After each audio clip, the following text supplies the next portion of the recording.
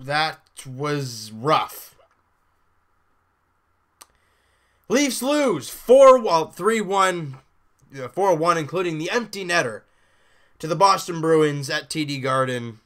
And the Leafs from the get-go, I don't know what it was. Boston just seemed like to have that extra edge. And obviously, big news today for the Leafs. I mean, we've heard a ton of things. First off, Ron Hainsey coming back from their injury. So what does that mean? Borgman sits, and Justin Hall gets sent back to the Toronto Marlies after his 2 goals in 2 games performance. And yeah, we're all feeling a little iffy about that because we still have Roman Polak here, and we all have iffy feelings towards him. We also hear after the game, or during the game for that matter, that Josh Leivo has requested a trade. It kind of makes sense. The guy doesn't really fit on this team forward-wise. There's too many spots, and the guy's good enough to play. I think the same goes for Nikita Soshnikov. He's on his stint down in the AHL. But again, he's the type, we can get something for them. You don't want to just let them rot. You don't want that. But that's up to Lou Lamoriello to decide. But let's break this game down a little bit. And like I said, from the get-go, the Boston Bruins were all over the Leafs. I mean, they take the 1-0 lead off an Austin Matthews turnover, and he didn't really look that right today. Causing turnovers, getting the puck taken off him very easily. Especially in that first period. There were a few plays where I'm like, Austin, that's not a play that he usually makes. Especially on that first goal. He tries to back pass it. It kind of confuses the defenseman. It's a turnover. And in quick transition, Patrice Bergeron standing right out in front of the net. Not a one-timer, but it was close to it. And he just rips it in the top corner of the net. And it's 1-0 Boston. And it's just a play that you didn't really need to make. But it happened. Okay? You got to find a way to bounce back. We've been finding ways to score a lot lately. However, Tuukka Rask has been freakish since the beginning of December. And you get a very favorable bounce. Mitch Marner tries to slap pass. But it hits initially a Boston player's stick. And then off Charlie McAvoy. And in the net. Charlie McAvoy just coming back from, I think it was that they were fixing an irregular heartbeat for him. So this was his first game back. And he scores a goal on his own net. But the Leafs got a tie game, and I'm not complaining. So Mitch Marner's goal there, assisted by Morgan Rielly, Nazem Kadri on the power play. We got a tie game, even though it really shouldn't be. And from that moment on, really, the Leafs didn't have any big chances. And you look at the second goal, Freddie should have had that.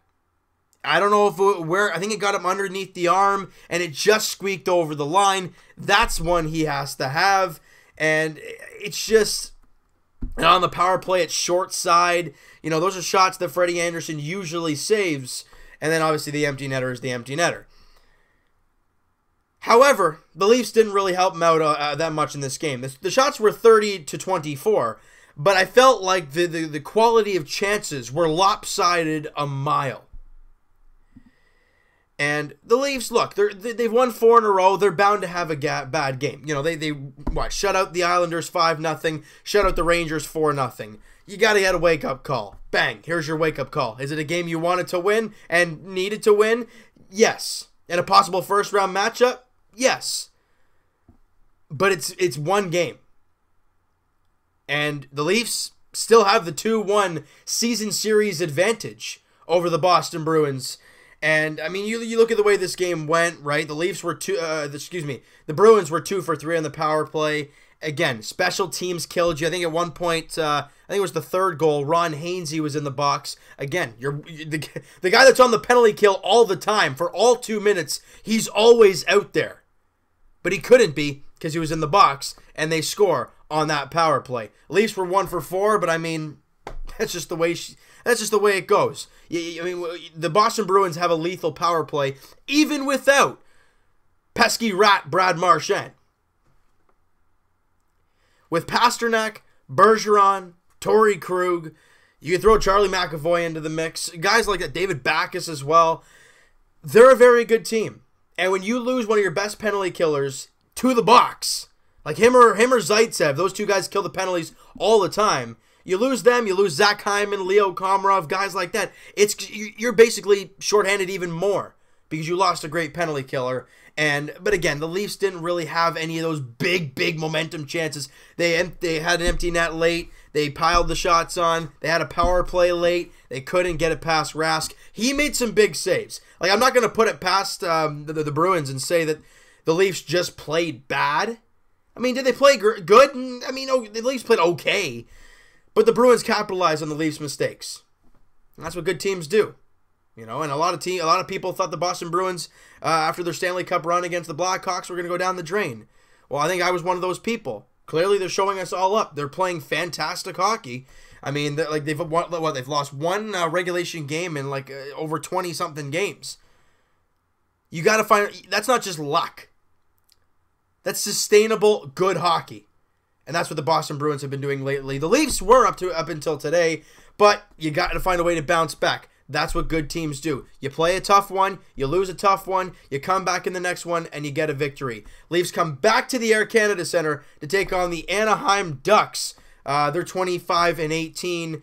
I think when we went on a West Coast road trip, we beat the Anaheim Ducks, but they were very short-handed back then, and that was I wouldn't say easy, but the Leafs got some help. It says John Gibson's on the IR, so unless he'll be back for the game.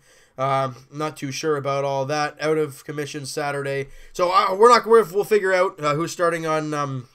It's going to be either him or Ryan Miller. And Leaf fans, we all know Ryan Miller with his days with Buffalo and how he killed us so many times. So yeah, just because Gibson's hurt doesn't mean you're getting an easy one. Just remember Jonathan Bernier played against the Leafs with Colorado and he beat us. So, it's not going to be an easy one. They've been playing good hockey, 6-3-1 in their last 10. So, hey, it's going to be a tough one.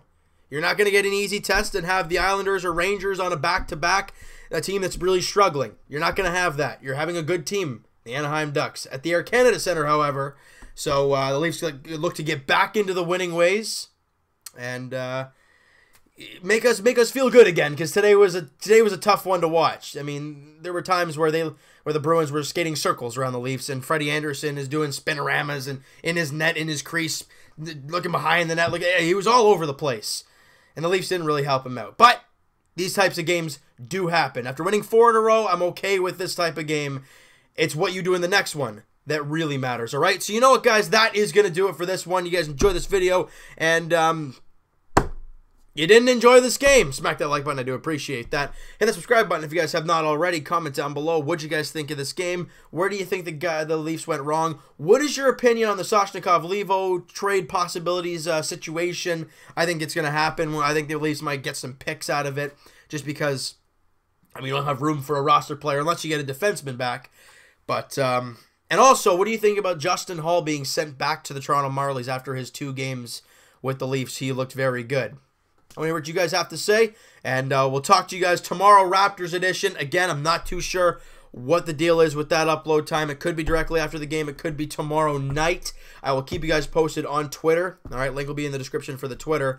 I will let you guys know on there what the plan is and when that video will be out to you guys. We'll also talk to you guys Leafs edition, like we've talked about, Monday, as the Leafs get back at the Air Canada Centre, taking on the Anaheim Ducks, looking to get back in the win column.